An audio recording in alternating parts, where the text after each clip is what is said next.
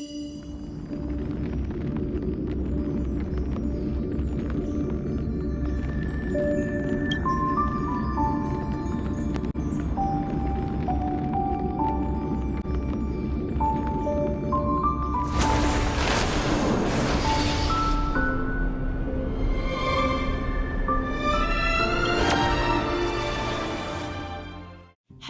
my least favorite people on the internet. My name is Lux, and today we're going to be discussing Honkai Star Rail.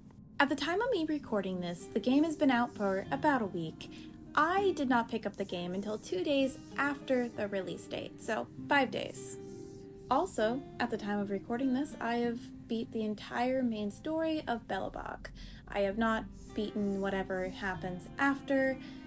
I just don't have the time to get to level 29 tonight, and I really want to get this video out. I think this game is really interesting because one thing to keep in mind is, since I've only been playing for 5 days, the fact that I have about 18 hours and 30 minutes of playtime is insane. Why did I do that to myself? Like, I was seriously playing up until 3 a.m. one night, I think Saturday, that was Saturday night, Sunday morning. I was playing at 3 a.m., just playing the game for like 5-6 hours in a whole stretch of time. I rarely do that. And I feel like that's a testament to just how good the game is. I do think this game is extremely well done, and I absolutely love it. It's probably not going to be in my top 10 of the year, but it's definitely going to be my top 20. Before I really get into talking about how much I like Star Rail, I'm going to explain that I am a Honkai player. I have played Honkai 3rd, pretty decent amount of hours. I think I have about 300 hours in the game. So I do have experience with Honkai. And one thing that I was concerned about for people who would just want to start playing Star Rail is it going to be inaccessible for newer players? Are they going to have to play Honkai the 3rd to be able to actually understand the story? And the fact of the matter is, you can play Star Rail without having played Honkai, and I think that's extremely important, especially because, while I love Honkai, I think that there are certain elements of the story and there's certain game mechanics that just, they don't work as well today as they did when the game first came out. And so the fact that Star Rail is able to just really make sure everything works is extremely important, and I appreciate that.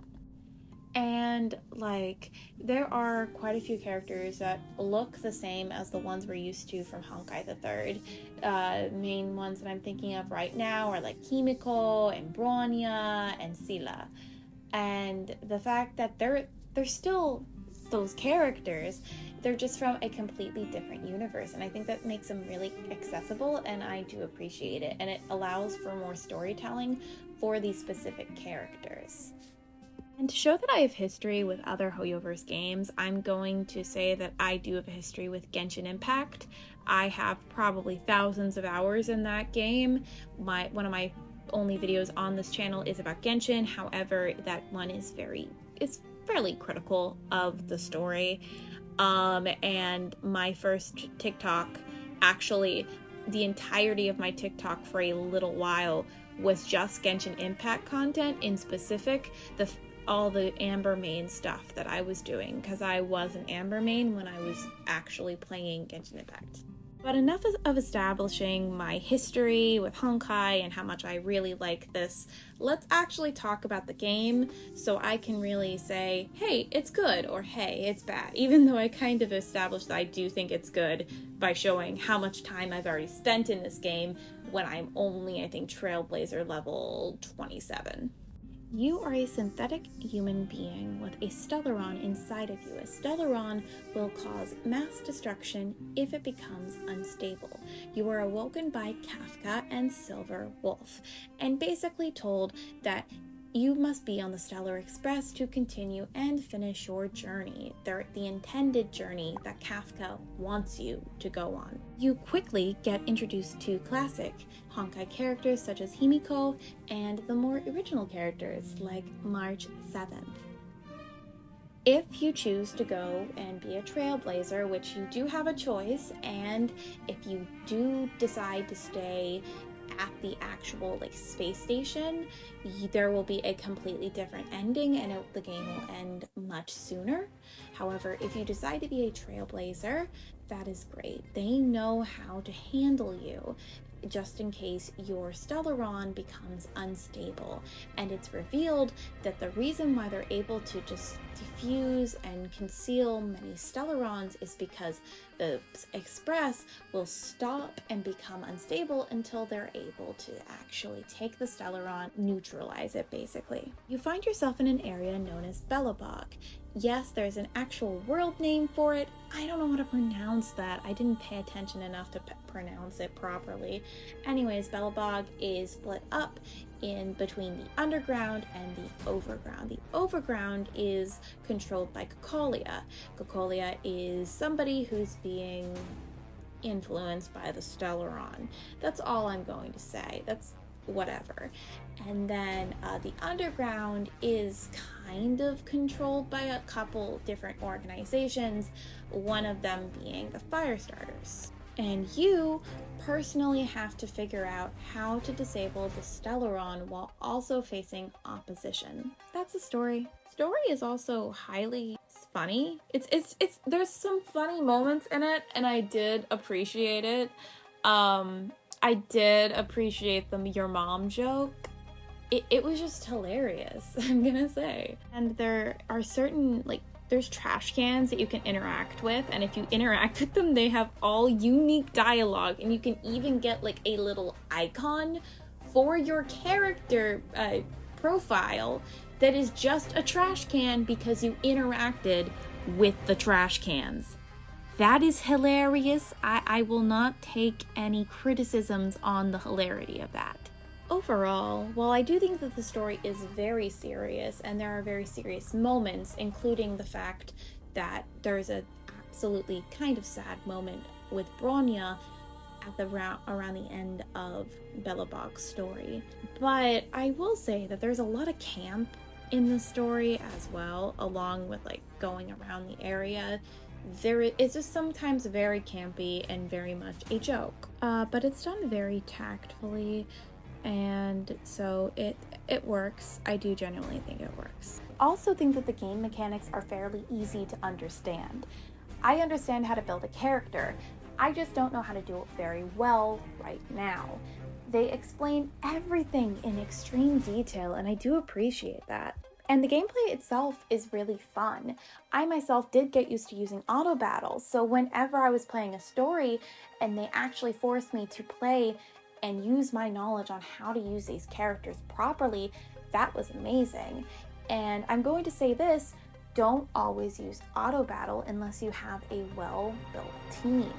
Because if you do, usually the AI will not be able to do it properly, so you may just want to do it by yourself, and it may end up being easier for you in the long run.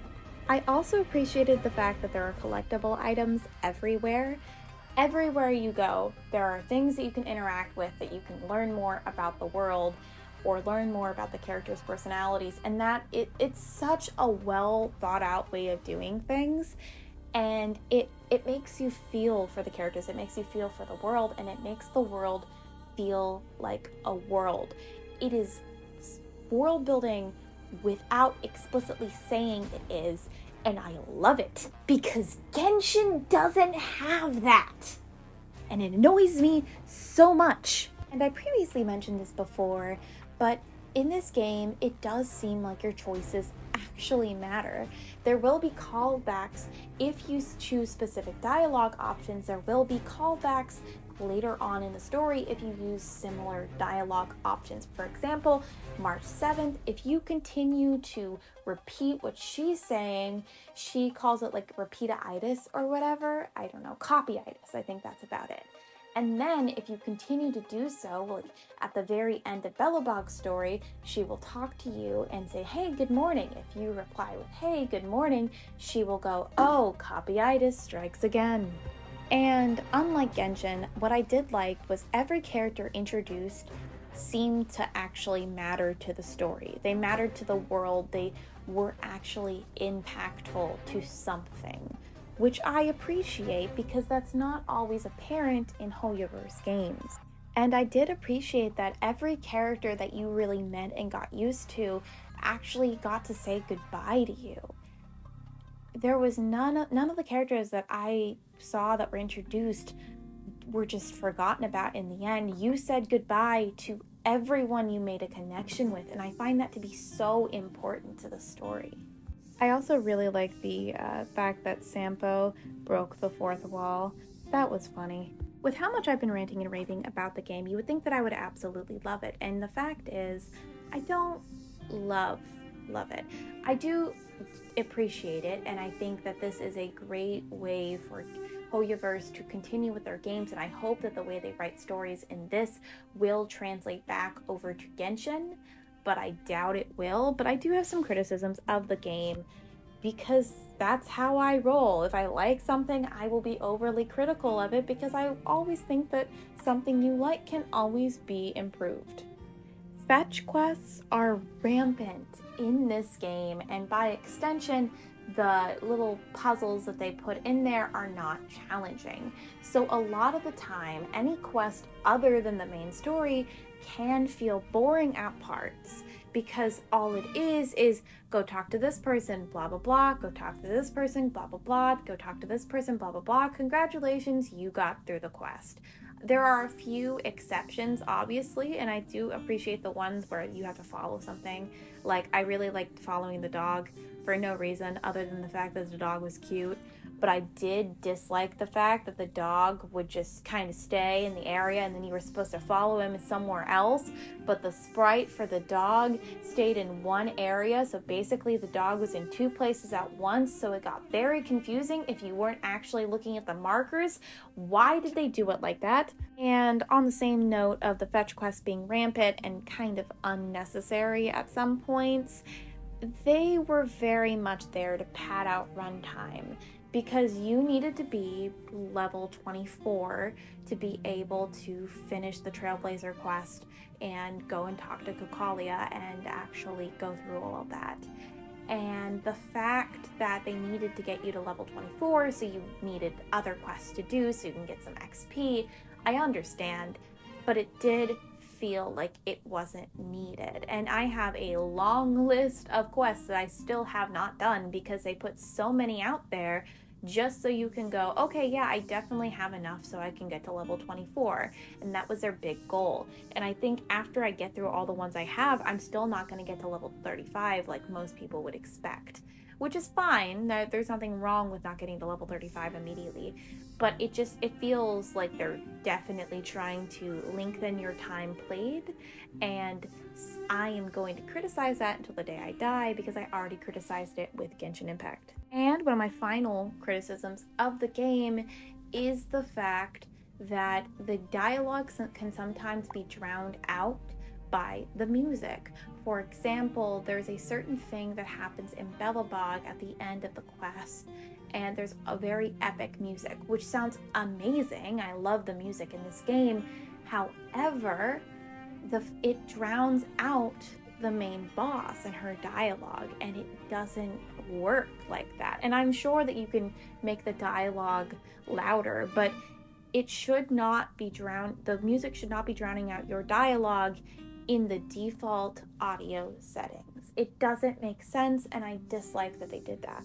And finally, my last critique is I lost my 50-50 for Seelah to Bronya. I love Bronya. Bronya is one of my favorite characters from Honkai the Third, but the fact that I didn't get Seelah when I have been a very, very good Seelah main for years?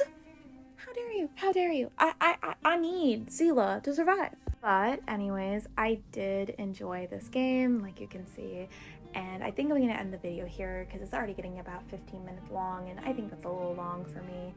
So this is gonna be the end of the video, obviously, but I did really like this game, and I hope that it's kind of come across that I did appreciate the game. And while I do have some criticisms of it, and I do think that most of my criticisms are valid, yeah, if you haven't played the game yet, I do suggest you do so. I'm so sorry for the spoilers.